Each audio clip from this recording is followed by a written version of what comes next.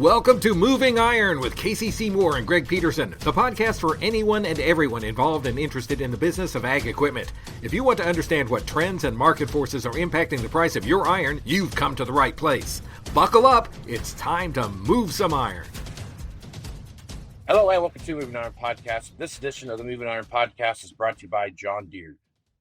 Got Greg Machinery Pete Peterson back on here to talk about what's happening in the world of the marketplace. We've seen a pretty good shakeup here, Greg, over the last couple of weeks in commodity prices. We've fallen almost 50 cents or something like that in corn, and I think 60 cents or something like that on wheat. So we're seeing some pressure. Most of that's coming from tariffs that have been announced and retaliatory things and whatnot that are out there. But as you look and see what they're happening, they've announced some payments and stuff like that to farmers through various programs that are out there that should be coming here soon. So I guess, Greg, as you look at how the last couple of weeks have shaped up from an auction data perspective, what are you seeing there, and what kind of reaction, if any, to what we've seen in commodity prices over the last couple of weeks? Yeah, interesting days, Casey, no doubt. The uncertainty just flowing in every direction, kind of unprecedented, it feels like. But there have been turbulent times before. But, on the auction front, surprisingly, if it's good condition used equipment, late model, even we've seen some strong pricing here just the past couple of days. Combines and tractors, planters. So again, I've been seeing this split develop on the auction front, hard cash pricing over the last 6 to 9 months in particular, kind of since June of 24, where if it's good condition, it's doing solid. And if it's not right condition, then it's softer pricing. No way around that. So, but again, just, I monitor the flow every day in here. So hard cash, we've seen some strong pricing, even on very late model items. Like, about a week ago, our friends up the road from me in Faribault, Minnesota, Matichek Implement had an online auction. A couple 24 model quad tracks. They had a 715, first one of those I've seen hit the auction market. 710 hours on it, of course, tons of warranty. That brought 579.1. So you're pushing towards 600K hard cash. We had a 24 model 645 quad with 999 hours. That went for 480,100. So I thought those were pretty good. So that's been a little time talking. I was going to bring that one up, the one you just talked about, that 715, what that looks like. So that's the first generation, of that machine to come out with the 2024 model. It had one season use on it, 715 hours. That's the first of the new generation high horsepower tractors, whether we're talking Case or Deere, whatever it looks like. When I watched that one sell, I paid close attention to that one. When I watched it sell, my personal opinion was, just because of where the market's at and things are going, I thought it was going to be somewhere between 5 and 5.5. That's kind of my thought process of where it was. So it went a little higher than I thought it was going to do. I was pleasantly surprised by that. But I guess one thing I've been thinking about, one thing I've been talking about is, when you look at the price of equipment now, whether we're talking a loader tractor or we're talking a 700 horsepower, 800 horsepower, quad track RX, tractor, whatever it is that we're looking at, the break in price now is going to be a pretty big gap between what we see happening in the auction marketplace and what we see happen in the retail marketplace.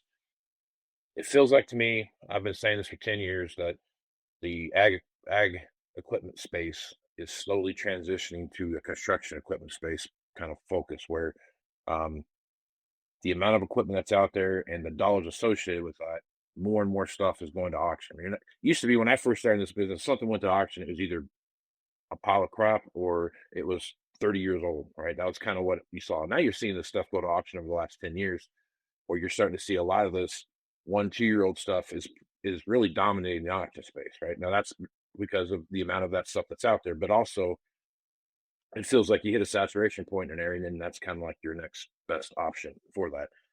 When you look at that, Greg, what was your thoughts on that tractor? Were you surprised by the price? Did you think it was going to go higher? What was your reaction to that price when you saw it? Oh, very similar to your reaction, Casey. Again, hard cash, $579,100. That's a big check to write. And so again, that's a little higher than I thought. Now I will say that Matichek Implement, in particular, Paul and Blake there, they are sharp cats.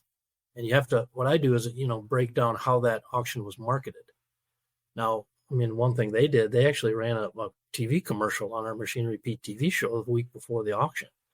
So there you're talking about, 150,000 farm households throughout U.S. and Canada enjoying Machine Repeat. And then, oh my gosh, here's the, we're talking about that 715 and the 645 quad track. So to me, as the market has, like I said, since middle of June or start of June last year, I mean, if you do these extra things to get the word out on your equipment, and it's the right equipment.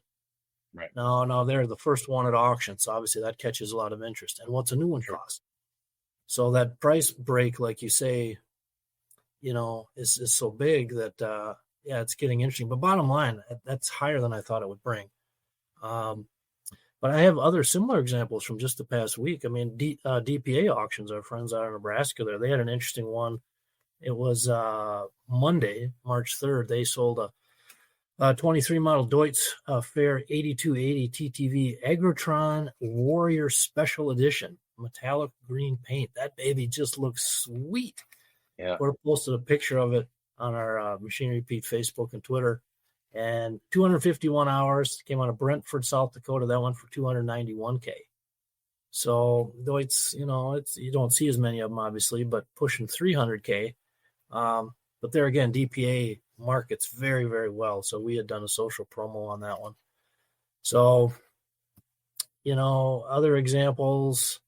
I thought there was a pretty interesting farm auction March 1st, Casey, in West Liberty, Iowa, by Eastern Iowa Auction Company, a combine, a 5-year-old, which a 5-year-old, 6-year-old combine is kind of in that max depreciation at auction where it's getting hammered pretty good. But this was a very sharp 19 Case IH 7250, 1,362 engine hours, and it brought 220, which when you peel apart the auction data, that's the second highest auction price ever on a 1,200 plus engine hour 7250 at 220.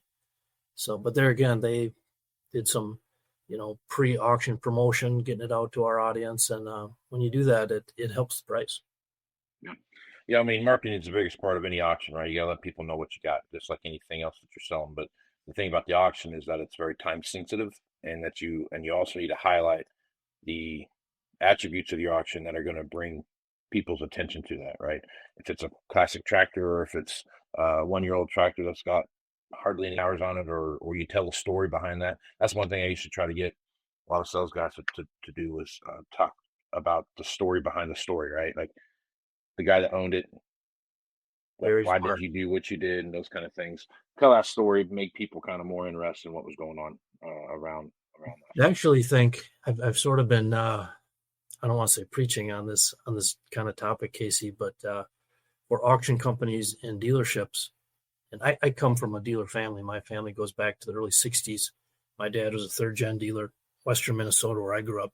I think we're actually kind of just on the doorstep now of what you just said. It's kind of storytelling about your used inventory, whether it's on the lot.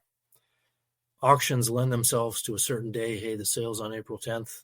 Tell us a story, nothing phony baloney, but just take these iPhones we all have, sit the owner down and say, hey, Bob, tell me about that $5,800 John Deere 4840 you got. And there's benefit in the promotion of the 4840, but what happens when we put those videos out to our audience is it pulls people in, and you get ancillary traffic to the other items on the auction.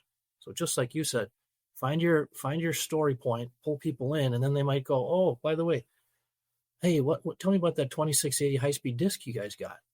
And so I think dealerships, as they get bigger, and auction companies, we'll, I think, pretty soon have dedicated videographers on staff. Yeah. And it's interesting when you take trade-ins as a dealer. I mean, the number one thing I would do is, kind of appropriately, kind of as you're able, tell the story about that farm that it came from. And also in doing so, you're honoring your customer, the farmer. Now it's subtle. You don't want to be heavy-handed about it, but I've been tiptoeing down this path for 15 years on social media and YouTube, and it's really powerful. So I'm going down to Arkansas in about 10 days, and we're doing a preview of an auction down there. And the auctioneer, Kurt Witcher Auctions, awesome company. They tell us the backstory. It's two brothers who started this specialty manufacturing company, and then they farm. So we'll tell their story. And I imagine people in Minnesota, Iowa watch that video, and they'll feel like they get to know those farmers. And then guess what? Prices will go up on the auction. Yeah, personal touch goes a long ways when you're looking at how those things come together. Well, we're still, as we hurtle towards that construction model that you rightly said there, one thing that the beautiful and powerful thing about our space, farming, and I think farm equipment, is it's still personal. And we have these tools now, like we're talking on a podcast. I'm in Edmonton, Alberta. You're sitting out home in Western Nebraska. We're talking video. You can tell stories, and it doesn't cost anything to put it out on social. So it's the new frontier. Yep, for sure. All right, let's jump. So we're in the tail end of peak combine selling period, basically October, November, December, January, February, tail end of March, a little bit as you kind of go in there. But as you're kind of in that tail end of that peak selling cycle for combines, feels like combine supply anyway is kind of leveled out quite a bit. You're not seeing a big jump back up like we've seen in some other things. So a peak coming into the first year up a little bit, but feels like it's kind of trapping back down and kind of studying itself out, kind of leveling itself out a little bit. Feels like auction values have also kind of firmed up a little bit. There's still a few things out there. Prices probably aren't where everybody wants them to be at, but they're not going down anymore. They're kind of somewhat predictable is what you're going to see. I guess as you're looking at this combine market right now, Pete, what's your thoughts there? Well, again, agree, Casey. You're very plugged in. You always have been. You're right on it. I know 2 days ago, we're recording this on a Wednesday, but on Monday, our friends at the Steffes Group had a big sale, online dealer auction for kibble equipment. Of course, big outfit there, but from their Iowa locations centered around Mason City. You probably saw that, but they had a 23 model X9 1100, 506 engine hours on it, 614,000. So, I mean, again, when you straight look at our data, that's the second highest auction price ever on an X9 1100. And at 500 hours, they had another 23 model X9 1100, 668 hours at 578. But then even beyond the very late model ones, I mentioned that 5-year-old 7250 out of Iowa last Saturday that did very well.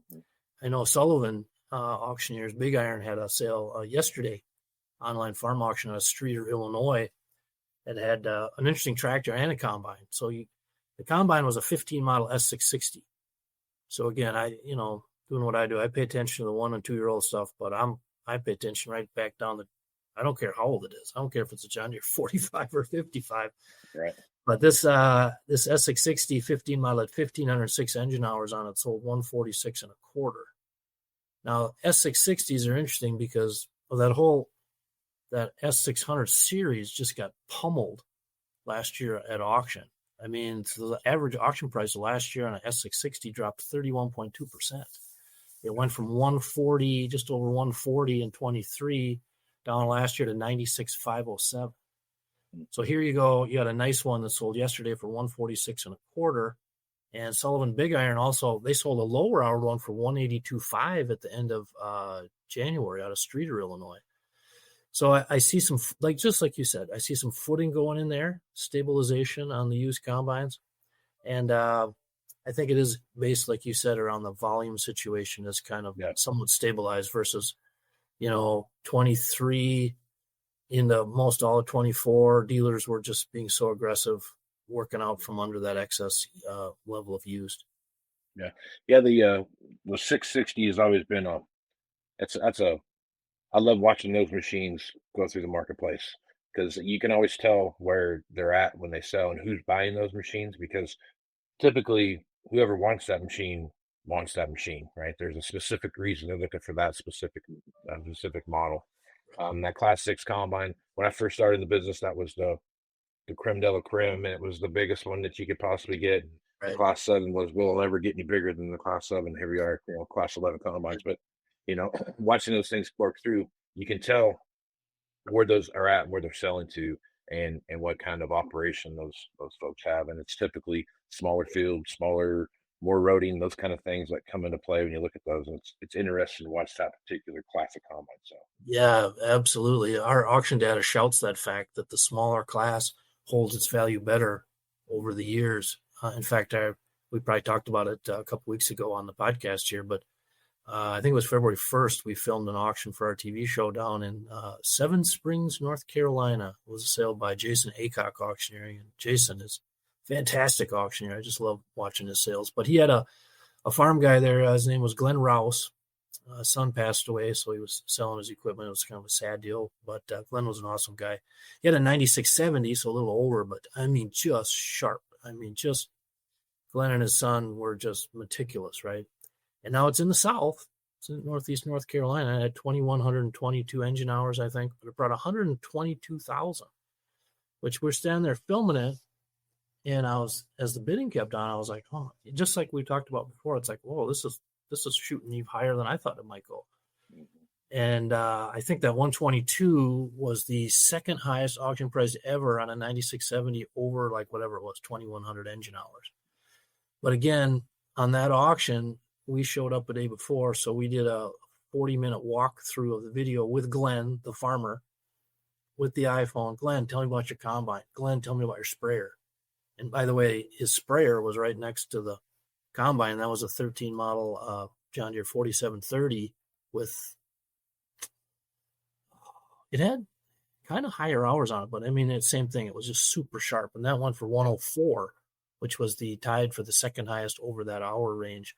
So I just signed off on the TV show, the episode. I just said, folks, 35 years I've been doing this. There's no more proof than we just saw. It pays to take great care of your equipment. And then if you factor in, if you have the type of equipment that everyone wants, like that smaller class combine, or equipment now with just a little age on it, not necessarily just pre-def, but just a little age, if it's super condition, those prices are very strong.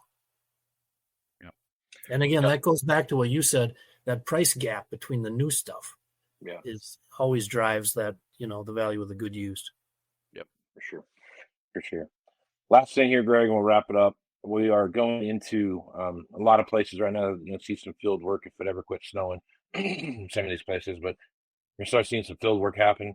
As you're looking at some of this higher horsepower stuff right now, we talked about that 715 earlier, but looking around at that your typical 400 to 600 horsepower tractors that are out there in the marketplace right now.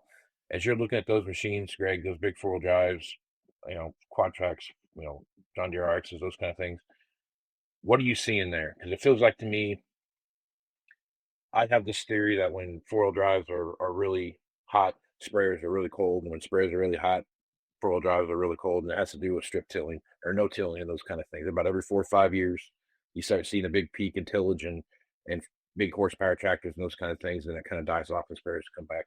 That's my theory, right? So I guess as you're looking at this, I can't say that either one of those are hot or cold right now. This kind of feels like they're all both right where they need to be at. But as you're looking at the bigger four-wheel drives, what are your thoughts there? Yeah, I think to me, we've touched on it in the past couple of podcasts, but I think the high horse tractors may be a year behind the combine market. We just talked about how used combines maybe stabilizing a little bit. So I think on the late model ones anyway, late model four-wheel drives and high horse tractors may be, susceptible to maybe a bit more adjustment here throughout 25, but that's getting into speculation. I mean, I could throw another number at you here on the track side. Now, this was again on the sale Monday, March 3rd by Steffes for Kibble. They had a 23 model 9RX 640, 1,030 hours, and that went for $516 hard cash. So I think selectively, if you're a farmer, I think 25, there'll be, a chance to get some decent buys there on the tractor front. But, it's we're heading right into March now, which is March into April, the busiest auction time. So it's just a blizzard of sales. And what I love about this time of year is the pattern just kind of develops day by day, week by week, on if things are up or down. And again, like we led off with, there's so much uncertainty now. I mean, who knows how the tariff thing is going to wind up. So, that just gets back to how people feel when they're standing there bidding on something or clicking on their phone. So, going to be a very very interesting month, I think. Yeah, it's we all and Trump's done exactly what he said he was going to do. Right, there's no big surprise there, but I think the market was hoping that it wasn't going to be. And just like the market reacted to it, like he was calling, like he did. He's not doing anything different he did before. So it's weird that the market's reacted the way it has. So it's Well, the thing about markets that I find interesting, whether it's the stock market or any market, it's what's happening. But then what starts happening is everyone's expectations start to factor into the future pricing on the market. So to whatever extent people think, oh, this is what was going to happen, or ooh, maybe this isn't like we thought it was going to play out, then that starts to get baked in how they price forward, whether that's the stock market or commodities, whatever. So yeah, it's fascinating to track this stuff and how it affects asset prices. right on. Greg's probably a good place to stop. I know you're up in the wintry north there in Edmonton, Edmonton, Canada, up there, and just when you're up on stage, just make sure you yell "Go Oilers" real loud. That'll get everybody fired up. So keep yeah. The Edmonton airport's pretty interesting. I have never been to the Edmonton airport, but I come down to the baggage claim area and they have life-size Edmonton Oiler hockey players on the baggage claim. And then the next one has the Edmonton Eskimo football players. So they love their sports up there.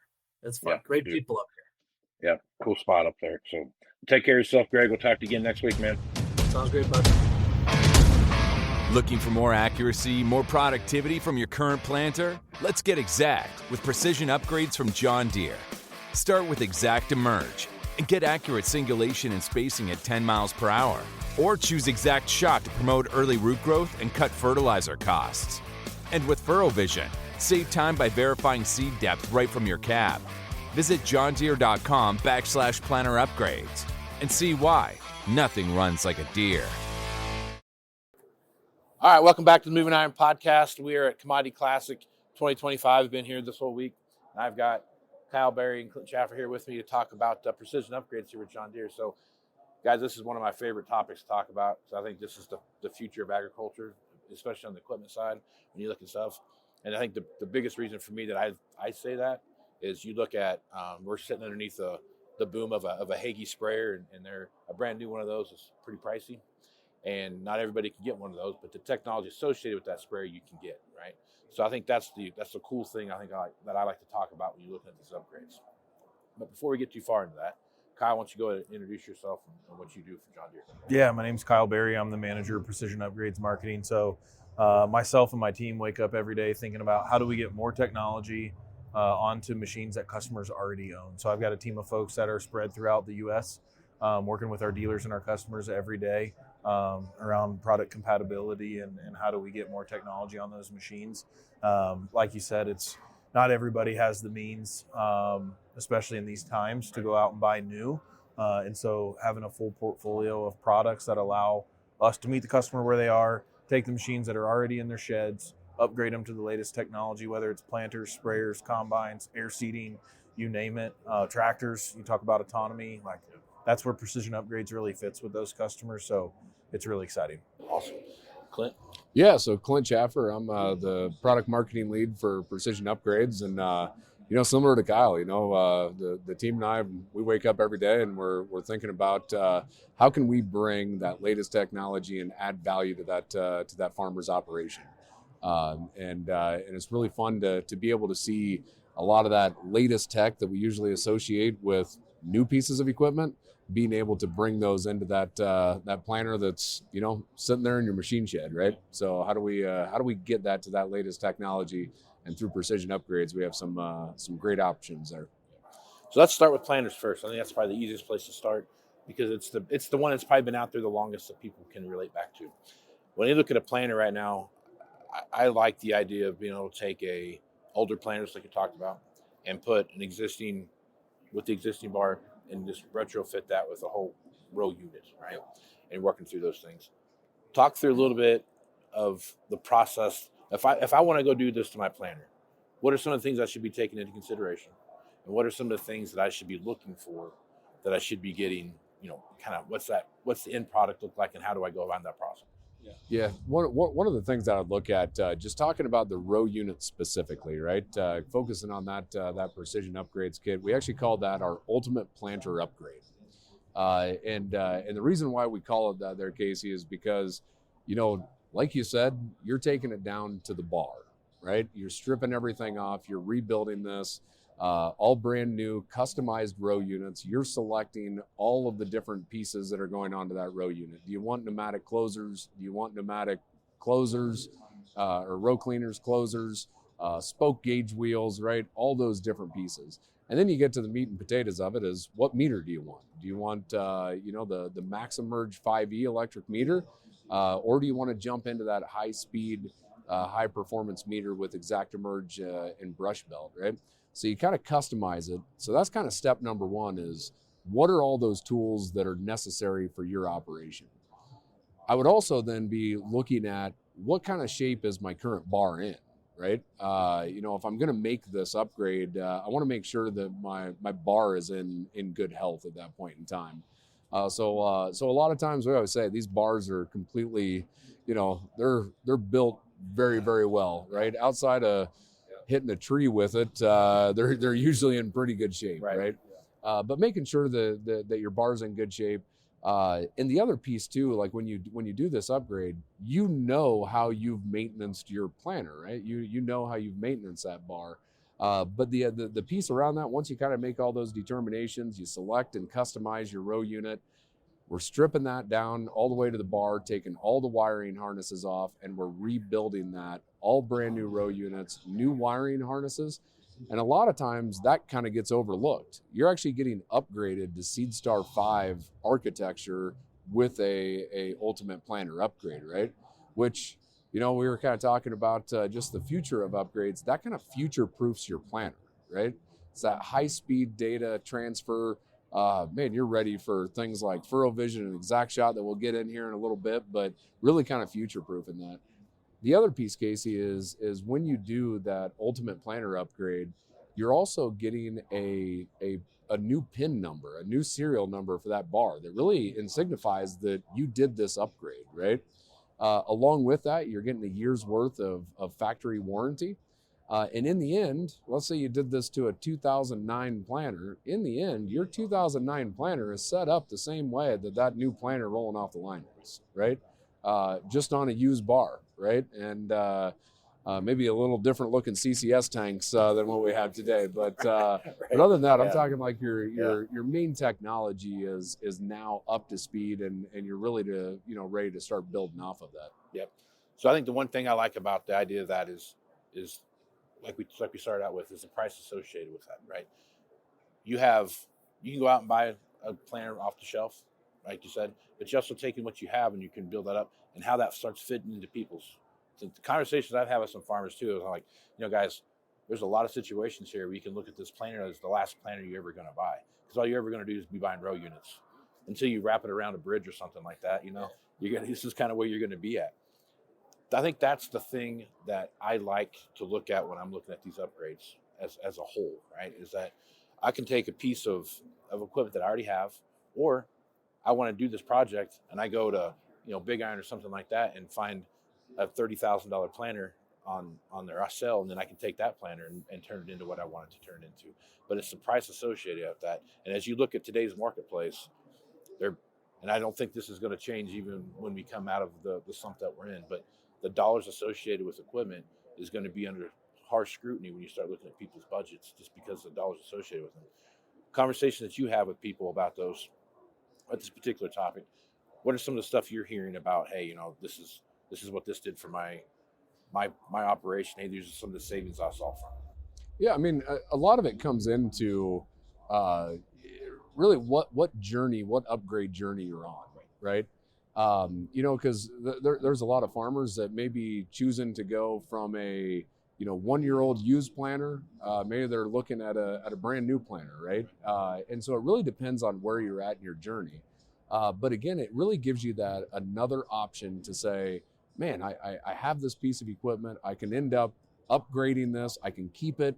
I can work with my dealer to get this thing installed and taken care of, right? And do it at a lot better price point, right? As you start comparing it across the board. So I think really just how does it fit into your operation and where you at in that journey kind of depends on kind of what upgrade kit you're going to start looking at. I'd even say, we talk about the full row unit upgrades, but something we're really excited about for model year 26 is you don't always have to get a full row unit. So for guys with model year 15 and newer John Deere planters, we actually are going to have the ability to put just a new meter in that planter. So when you talk about the price point, that's going to be at an even better price point than what they have seen the full row unit upgrades be at, or the ultimate planter upgrade. So whether you want ME5E, MaxMerge 5E, or ExactEmerge, we can take the meter out of your existing 2015 and newer planter and put either that MaxMerge 5E or that ExactEmerge meter in there. Now, that because you might have ordered that planter. I talked to a customer earlier today. He ordered his planter with IRHD, or individual row hydraulic downforce, and MaxEmerge 5E, but he's ready to take that next step to ExactEmerge. And he can do that by just replacing the meters in his planter. He doesn't, because the row unit's still good. There's no need to necessarily replace the row unit. Now, if it's got a ton of acres on and it's wore out, we'll sell you an ultimate planter upgrade, and you can put a full new row unit on it, but you don't have to. So it gives customers the ability to kind of build their planter exactly how they want it. So maybe it's IRHD one year and it's MaxEmerge or ExactEmerge the next year, and then they get dabbling into planter applied fertilizer. We can get into some of those upgrades, but it's really around how do you enable more customers to be able to adopt the technology at a price point that works for them, and something that they can ROI out on their own farm. One of the other pieces too, just building on that, is and kind of going back to that customer journey, right, where you're at. I may have just rebuilt my row units last year, right? So it also gives that opportunity to where if I've already made a iron investment, right? May I replace some parallel arms, I put new disc openers on it, right? All those different things, I've already made that investment. I don't have to throw that investment away or wait until those are worn out to be able to do an upgrade. We now can do this at a much more modular aspect, and again, really meet that customer where they're at in that tech journey. Yep.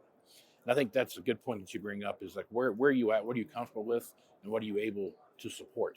Because that's the other side of it too, is you're out there playing at 10 miles an hour, your support structure behind that is a lot different than playing at 4 miles an hour, right? So the typically how you go about doing those things. I mean, I've had a lot of conversations with guys over the year about, hey, you go out and make these upgrades, you go out and do these things to your operation. What's that look like logistically for you? And that's something you got to make sure you understand as you do that. That's where we would say, like, always work with your John Deere dealer, right? Because just because you're going into ExactEmerge and trying to get into high-speed planters, you may need to take a look at your tractor, right? Make sure you got enough horsepower to pull that, right? So there's other things, to your point on the logistical side, that you want to make sure you're working with your dealer to help you kind of make that path, right? Of if I do this, what else? What are those other steps that I need to do to ensure that I can utilize the equipment that I've got at that point? So let's think about this a little bit here on the planter side. So you're going down the path of I've updated it, I've upgraded what I've got. There's some pretty neat fertilization systems out there now, that you can look at. One being Sure Shot, right? Exact Shot. That is a very cool technology, and just the digital cartoon that I watched the other day about it was awesome enough. And actually watching it work in the field was something else. But seeing how that comes together, is that available? Yeah. Yep. So Exact Shot, we have Exact Rate and Exact Shots, two different planter applied fertilizer technologies that we have. Exact Rate is available in a 2x2 option, and then you have Exact Rate or Exact Shot that are both in furrow. And the biggest difference between Exact Rate and Exact Shot is Exact Rate's going to be continuous, where Exact Shot's going to be dosing. So we're going to dose the fertilizer directly on that seed. It gives customers a 2/3 savings on their planter applied fertilizer in furrow program. So depending on the cost of your program, there's a huge savings that you can have. We even see customers now talking about they traditionally shied away from starter fertilizer or fertility program because of the cost. And now that they are looking at it and saying, oh, it's actually 33% of what I thought it was going to be. With a technology like ExactShot, it has more people considering making a change and doing a program like Starter Fertilizer because of what ExactShot unlocks for them. So you can upgrade it onto your existing machine depending on the model years. Work with your dealer on compatibility, but yeah, it's one of those. We've talked to a lot of customers here at the show that even have ExactRate and are like, hey, I want to go to ExactShot. And so we actually have a conversion kit that will take you from ExactRate to ExactShot. So you don't have to buy the whole, there's some components you already have that you don't need. So again, it's about lowering that barrier point, that cost of entry. And so you can continue to step your way along. And that's the neat part about stacking this technology on each other, because I've had a couple conversations here at the show about how do you know how to dose the seed? How do you know where that seed's at, right?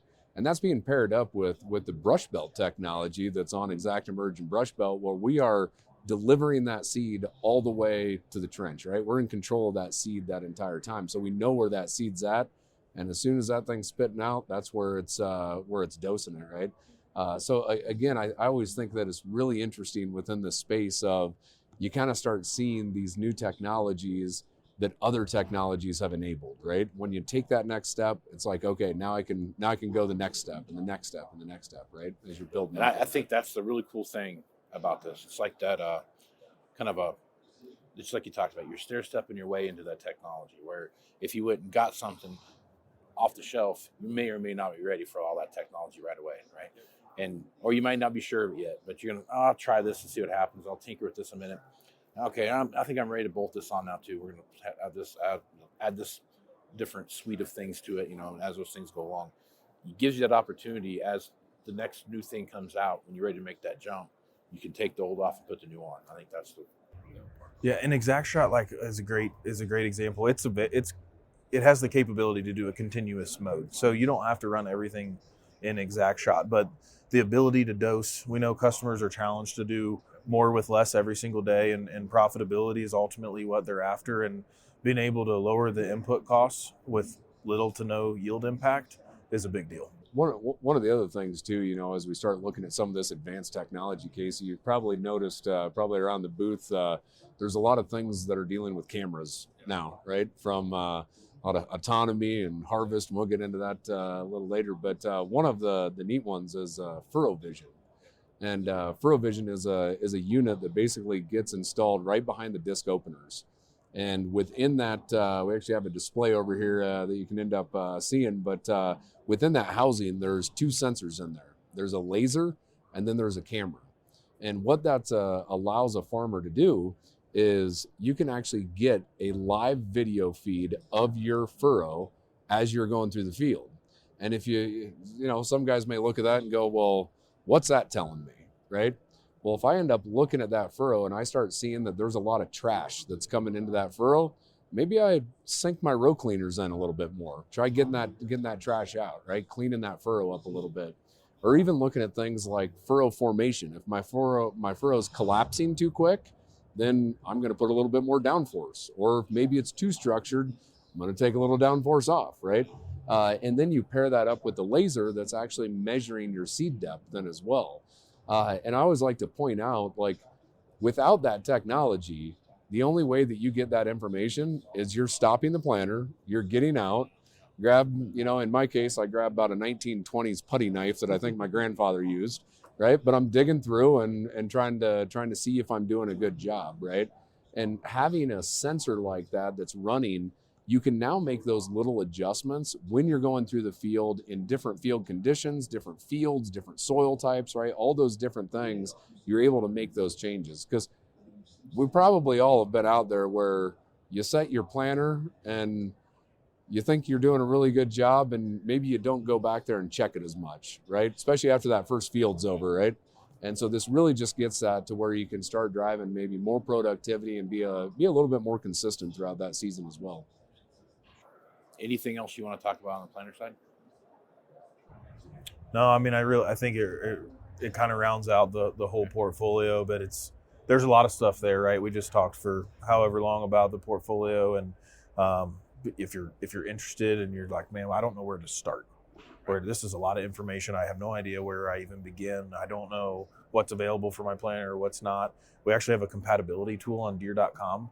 So you can put in your planter serial number and it'll tell you all of the upgrades that are available for your machine. It'll give you, in the US, it will give you a rough idea of maybe the cost of that. Obviously the dealer's the best place to get a quote from, but if you're trying to figure out where do I get started, that's a great place to figure out what kits are compatible with the machine you have today.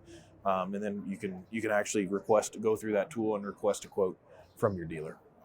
Well, one other thing I would add, Casey, is that we probably don't talk about a lot, but is the install aspect of all of our kits. And this isn't just for planters. This is this across the board, but we have some incredible options for farmers to get these installed on their pieces of equipment.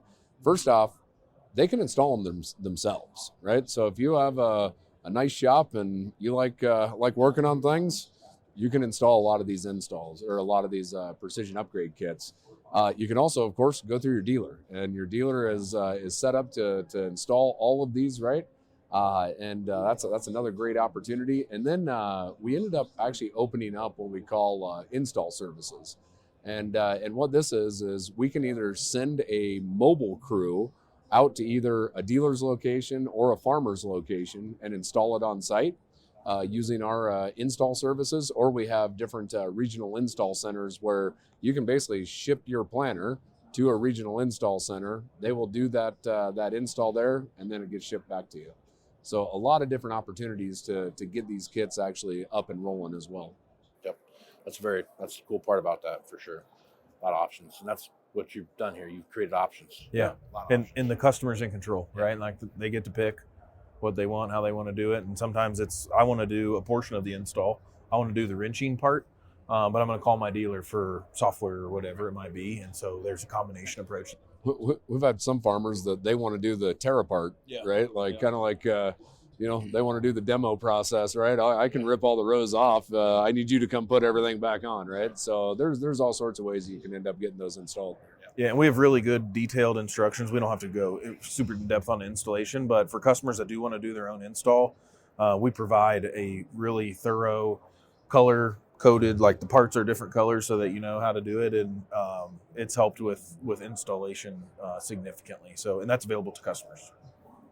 Well, guys, I appreciate you taking the time to sit down with me and talk about this. I love talking about these kind of things. This is where I think the direction of equipment's headed. So appreciate you guys being on, and we'll catch you again next time. Thanks for having us. Well, there they are, mocking you. See you next year, loser. That weedy area that's got you thinking, man, I hate that spot. Wish I'd sprayed better. Get the last laugh with a sprayer upgrade from John Deere. Precision upgrades that can increase your sprayer's performance, like ExactApply, advanced nozzles to give you more control at more speeds. It's just one of the many precision upgrades you'll find at johndeere.com. Now, let's see who's laughing. All right, welcome back to Moving Iron Podcast. I've got Aaron Fennell and Eddie Claxton from Flint Ag Equipment in Georgia. Aaron's from 21st Century Equipment in Panhandle, Nebraska, Eastern Colorado. All parts where it doesn't rain, where there's high lack of rain. You can't even get snow when it's cold. We get the cold, but you get snow. Yeah. This edition of this segment of the Moving Iron Podcast is called "Wait One Cotton Pick a Minute" with Eddie Claxton, because that's what we're going to be talking about now. We're going to talk about cotton pickers. And Eddie, before we get too far down that path, introduce yourself and talk about your dealership. Yep. Eddie Claxton. I'm with Flint Ag. We're in Southwest Georgia, 8 locations.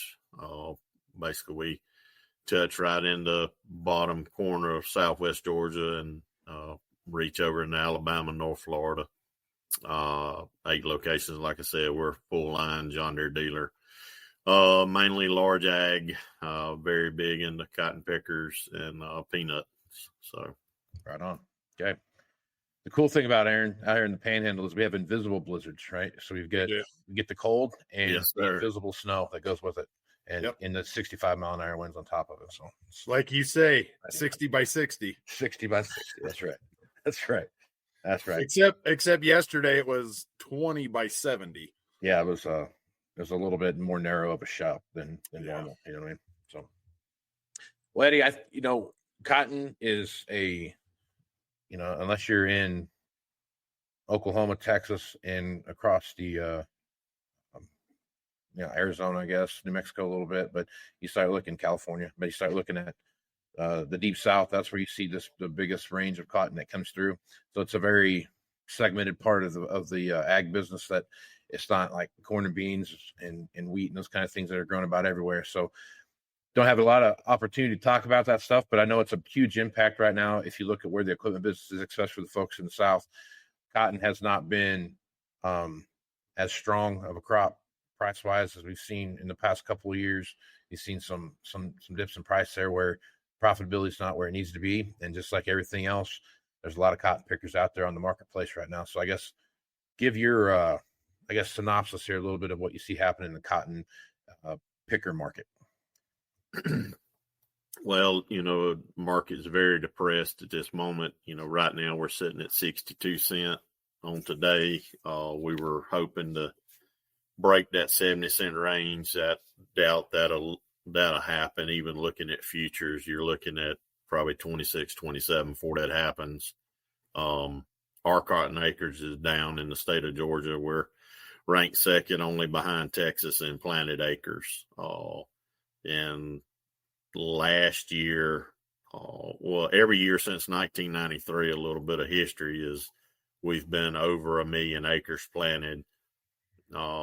Projections for 25, we're going to be down to like 864. So almost, just over a 236,000 acre decrease year over year. So it's not looking great, but we still have a lot of guys that's their primary crop as far as peanuts and cotton in their rotation, and they're going to continue with cotton, but a very depressed market as far as what we're getting paid.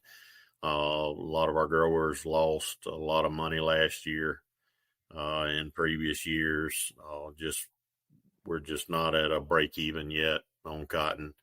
Cotton pickers, John Deere is the only one in the industry now with a picker, and each year, of course, it continues to go up in price, and that's just normal year over year business. But the new latest and greatest models, the CP770, we've had it on the market since 22. And that's where our market, all of our growers, that's what they want now. So that puts a big burden on CP690s and the older generation of the first picker, which was the 7760. Very limited market for that picker, and becoming a very limited market for the 690. But we've been fortunate, along with some other Deere dealers that's in this industry, and we continue to do some export business, and we had a large export deal where I just sent a bunch of 690s off. So that will help us in the long run as far as getting those machines out of our population. We won't have to be concerned about those machines as far as trade cycles or anything of that concern. So, but we're trying to stay optimistic, but this is just it's going to be another rough year. This is probably some weak years like we were back, say, previous 14, 15, 16 with cotton. So it's just trying to make it work. Some of our cotton guys are going to decrease their acres and try to grow a little corn. Some of them are going to wage heavier on peanuts because we can get some guaranteed contracts on peanuts. So that's a little brighter spot than most. And then we've got a lot of diversity as far as, we've got some guys with cattle, but not that great. But probably the most diverse is our watermelons and vegetables. So those guys will be able to survive and kick the can down the road another year, but just cotton's just not a bright spot for us at this point. Have continued to order machines and trade customers because it's normal business, just like tractors, but just not something we're looking forward to. Yep. No, I can understand that. Question I have, Eddie, I know that export market, like you said, is paramount in pickers versus anything else in the used side, because eventually that's where they got to go. Yep. Or is that more just the export market in general dealing with cotton? Is that mostly pickers over strippers when in that Yeah, export market? Yeah, no strippers in our area. Basically, that's for Eugene's. More of that's going to be in Texas and further west. All of our cotton's picked straight out of the bowl by a traditional picker. So, Australia used to do a fair amount exporting. They've kind of slowed down because Deere was able to pick up production a couple of years ago, get them newer machines, and when they trade, their trade cycle out, their machines actually go over to China. Gotcha. And, we were lucky to hit on a deal and get some machines going, and that's kind of, we took it into shorts as far as pricing, but we got rid of them. Is Egypt still a pretty hotbed for exporting pickers? We just sent some basket pickers to Greece to the John Deere dealer in Greece. That's really the only market we've got left, so to speak, in baskets, other than if they go across the border into Mexico, Gotcha. which is rare now because they can just go right over into Texas and pick them up. Mm-hmm. Yeah. Yep. So you kind of hit on it a little bit, but as you look out, everything has a life cycle, right? So if you look at, sending a 4440 to Mexico is probably not going to happen, right? But 25 years ago, you could probably get away with something doing stuff like that. Today in the marketplace, you start looking at where your cotton equipment starts looking at. You got, the bull buggies and all the stuff that go with those old, 77, 60s, like you talked about. Right. You start looking at that marketplace. What does that market look like on the used side, and how is the CP 690 and CP 770? How have those two machines kind of out displaced, I guess, for lack of a better term, the older 7760 and all the support equipment that went with it, right? Because I remember one of the cool things Aaron and I used to do when we worked together was we'd get stuff out of the South a lot of time, those lower spec 8Rs, bigger 8Rs and those kind of things, those 82 30s and those kind of machines like that, that were a bull, like on a bull buggy or whatever they were doing at the time. And there would be a lot of those machines that we'd bring back up to feedlot guys up here in the Midwest. So how's that changed your business, and how's that functionality of that displacement of equipment changed what you guys do as far as your equipment sales go? Yeah, basket pickers are basically a thing of the past. I mean, we still do trade them. I've got 2 in inventory, but we try to not trade them unless we're trading them into a roller picker, round bell picker, whatever you want to call it. If we're trading them into one of those, then we'll take one on trade. If not, we don't fool with it because, like I said, our basket picker market is extremely limited now. 7760s, we won't even look at trading those unless we can move an existing 690 or 770. So, because that machine has been built into production since 2010. There were some pre-production machines prior to that, but they're getting way on up in age, and just the sheer cost, and then warranty. You can't get warranty after now. We're at 2018, so anything older than that, there's not a company that will give you warranty. And a machine, engine failure is over $100,000. And you start taking hydraulic pumps and everything else. It's just, there's too much cost involved in taking the risk of a 10-year-old cotton picker. Oh, yeah. You could blow a final drive on a basket picker and just drag her into the weeds, man. Exactly. Yeah. But it's hard to do that on a roller picker. So, right. Long term, I don't know. It's looking like the 7760 and some 14, 15, 16 model 690s that have a bunch of hours they're getting dirt cheap. And I think guys are going to buy them for spare parts or maybe some of these salvage yards, but they're just, we're getting so far ahead. I mean, just like the 770s this year, we're, John Deere's MSRP, you're $1 million, $2 million, $3 million. That's not what these guys are paying, but they're paying close to $1 million. So, next season we're probably going to be $1 million cotton picker, as far as retail. And it's hard to pencil that any way you look at it. Hey, what is your, and I know it's just like combines and choppers. What is, in theory, rule of thumb, kind of what you do for winter recon on a picker? One season. What's a guy going to spend in the shop in the off season? You can take a machine that runs one season, brand spanking new from the factory, and you'll be, according to how they operate it, $7,500 to $10,000. And as you get into that second, third, fourth year, it can be as much as $30,000. Very similar. And that's what we call the heads, the pick and row units, and the machine itself, or combine guys call them the box and the head. We try to specify, because the head is that's your working component, and then you got the picker itself, the machine part, tractor part. It's more or less just service and maintenance. Those heads, you got all those spindles, doffers, moisture columns, and those heads they're pretty decent as far as strength, but if you tap them and hit them on a tree stump or something heavy, you're going to warp them, and then you're talking that's a $50,000 cabinet. Whew. Sounds very familiar, doesn't it?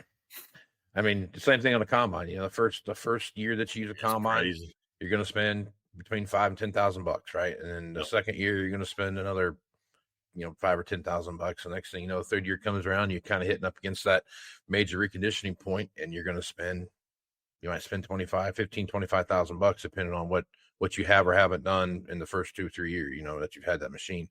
A lot of our guys do just like y'all do with the grain combines. They swap them every year because they just don't want the maintenance and fooling with it. So, we've got a lot of guys that's in the multi-unit, the mud deals, and they roll them each year, and we take them reconditioning, and we've got another guy down the line waiting for the 1-year-old, 2 or 3, 4-year-old, whatever, how you want to do it. And it's just a lot of these bigger operations just don't want maintenance. Yeah. Right. Well, they don't have that cost figured into their budget. That's what they're foregoing, man. So, Eddie, as you're looking at some of these different scenarios that are playing out, do you feel like right now that the biggest segment of your sales are going to be international sales, or do you feel like there's some turn? I guess if you're talking about a couple 100,000 acres that are going to go to something other than cotton, there could be a lot more pickers that either sit idle or come into the market via trading for something different. Yeah, I'm not saying we're similar, but just like with Aaron and them at 21st, when they do combines, that's usually a 6 to 12 month process already ahead, and you kind of know who's getting that machine. So it's just like our cotton pickers. We've got our normal guys that ordered, but I can tell you this is the lowest order we've had in almost 10 years from Deere, as far as, because we're on allocation with cotton pickers. They only going to build so many a year, but the orders we already have are already filled. We've got our buyers. We've already went through our trade, figured out what we're going to do with them as far as numbers and taking them on trade. So that first batch is already handled. We're still working through the second and third batch, and it's going to be pretty slow this season. Export is probably over for a while on cotton pickers, just because China's planting right now, Australia's harvesting. So the cycles around where the big buyers are, they're out for this year. They'll be back in later in the year to buy for 26. Kind of lost my train of what I was thinking. Well, the acres that won't get planted, or the decrease in it, a lot of those guys have already picked up and called us, and they're going to buy grain combines and do a little bit of corn, or they got a a friend or they know somebody that can harvest their corn for them for what acres they're going to put in. So we're going to have a decrease probably in sales of some of our pickers, and we're going to be holding over and carrying like we normally do. So we're not, shutting down the doors and going to the house, but we're watching every opportunity we have to move some machines, and we've had to, reduce our cost in some of our machines. We're going to take less money like everyone else and try to, move out what we can. It's just going to be a kind of a little tough cookie for this year, so to speak, to deal with. Yeah. Well, I guess when you're talking to a customer, you can just say, when you start talking about numbers and they start pushing back on you, you can just say, hey, you wait one cotton pick a minute here, pal. Yeah. Things not going anywhere, right? It goes in cycles, like, some of your podcasts you talk. Yeah. I mean, it goes in a 3 to 4 year cycle. Yeah. I truly believe,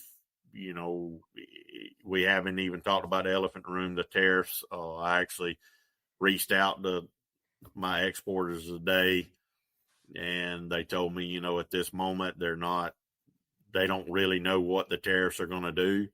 But they're watching it closely, and we just got to kind of see where that goes. But I think, short term, we got to worry about it. Long term, I think that's going to change. And I think, as we get closer to 26, 27, we're going to kind of come out of this. That's our hope and our game plan. Yeah, after watching the president talk last night, I feel like, Kansas and Nebraska are going to have tariffs against each other. I think everyone's going to have a tariff.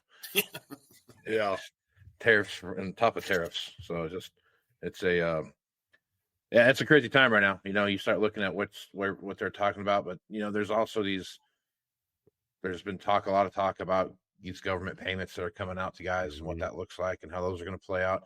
Still need a farm bill, right? And farm bill is a big part of for whatever reason, cotton has just been left out of that conversation. It just keeps getting rolled back into the next one, but what used to work is not working anymore, and you got to get those new farm bills out to make that a priority. You think that would be something that would get there. But after watching last night's, I'm gonna go with shenanigans at the presidential address there on both sides. I feel like there's going to be a long ways before anybody is, if you're 51 out of 49, then you're going to be okay. If you're the other way, it's just there's a lot of deadlock there and a lot of things that have to get figured out. So, well, and it's unfortunate that the farming industry is always called into the politics side of it. I've been doing this for 20-something years, and it always seems like that we have to be right in the dead center of politics when we're trying to fund our growers. And agriculture is such a large part of everyone's, job, and especially where we're at and where y'all at, and people just don't understand it. Yeah. Well, and that's not all, that's just so much of the farm bill has nothing to do with production. Zero. Yeah. The farm bill is actually a small portion of the actual bill. Yeah. There's a lot of things in there that have like an arm's length transaction to farming, right? Yeah. It's yeah. So anyway, we could talk about that for another podcast, but that's where that's at. But I think if you look at, as you look through this year, I've been talking, on the row crop side and those kind of things. When you're looking at 25 going into 26, do you feel, a lot of things got to change, right? You got to get farm bill and those kind of things and how tariffs play into all this and whatnot. But as you're watching this, Eddie, how do you feel 25 into 26 when you start looking at the cotton marketplace? I think, we're going to survive in 25. I think 26 I hope it's on the uptick, and 27 just, we get back into that 70-cent range. And if we get our farm aid bills passed and get the farm bill passed and get some aid to these guys, I think we'll survive and we'll get through. But I think, for us, row crop tractors we haven't mentioned, but that's a large part of our business too. And I just think that those numbers are kind of holding steady, so to speak. So I think that'll be a little bright spot for us as we continue on this year into 26. Right on. Well, good thing, Eddie. Appreciate you, man. This is probably a good place to stop. Aaron, you got any final thoughts you want to put out there? Not that I can think of. It'd be nice if somebody could figure out how to repurpose an old basket picker, because they sure would have. They sure would have an abundant supply. Could be. Hey, I did think of one thing. Mm-hmm. This kind of fits what Aaron truly is interested in. Out here, which will blow your mind, by the way. Get ready for this, Eddie. So, out here in the summer, you'll have a group of guys get together with their old cabless combines, go cut a couple rounds on a derby. Guys do that with pickers, corn pickers, and that kind of thing too. Yeah. Does anybody do that with their those old reverse tractors with the basket over your head? No, most of those are in the museum or in the wood pile. That's kind of what I figured. There's just too much to fix on them things. Keep them moving. Yep. I just want to say, I appreciate you bringing me on, and I don't want everybody to think it's all doom and gloom. It's just not right now it's just, there's not a whole lot of bright spot in cotton other than, we're going to continue to grow it and continue to be here as a dealer. So it's like everything else, Eddie. There's bright spots here and there on a lot of things, but look at the price of corn. It's fallen off 50 cents or something like that in the last 2 weeks, and wheat's down like 60 or 70 cents over that same time frame. So it's just the world we live in now, man. It's going to be where a tweet or an X or whatever you call them today, away from massive changes in the markets. You know what I mean? And in the blink of an eye. And that's the worst part. Everything is just so up in peaks and valleys. Yeah. Well, hour by hour. We'll look back at this in 2 years and say, oh, well, why were we worried about it? We were doing, now we're doing so great. So, or we're just used to it. I want to say things, you know what I mean? So, well, Eddie, we're one quick question for you. You've come to Moving Iron Summit several times. Yes. Over the years. Why do you think that's a good event, and why would you encourage someone to come to that? A big component of it, I mean, just from the sheer fact of meeting dealers from all over the United States, and it's not a manufactured sanction meeting, which is what I like, because we all work for a manufacturer, no matter what color, and they have their own agenda, and we understand that. But the Moving Iron Summit allows you to go in and meet with different guys across the United States, pick up tidbits. I mean, there's a lot of stuff we could go on for an hour of things I've picked up from different dealers that were not John Deere dealers that I've actually implemented and put in my process that help me day to day. And, just the guys that we've built relationships with through the years and still discussed with and swap equipment, swap stories. I mean, you name it. It's a very good meeting to go to, taking time and just seeing who else is coming to the meeting. Cause I mean, every year is growing. So I like it. Right on. Well, Eddie, I appreciate you being on podcast. If folks want to reach out to you, what's the easiest way for them to do that? Yep. E. Claxton at FlynnEquipCO.com or my cell 706-871-2555. Right on. Aaron, what's the best way to get a hold of you? Call me or text me 308-760-1193. You can catch me on the Twitterverse. It's still Twitterverse at Aaron Fintel, my name. Mm-hmm. Or you can email me afintel@21equip.com. All right, check them out there. Casey Seymour, you can find me on Facebook, Twitter, and Instagram at Moving Iron LLC. You can go to LinkedIn at Moving Iron Podcast. You can check out TikTok at Moving Iron Podcast, and also go to the Farm Journal YouTube page where you can watch the version of this as well. Special thanks to John Deere for sponsoring this podcast. So with that, I'm Casey Seymour with Aaron Finnell, Eddie Claxton, and Greg Machinery Pete Peterson. Let's move some iron, folks. Out.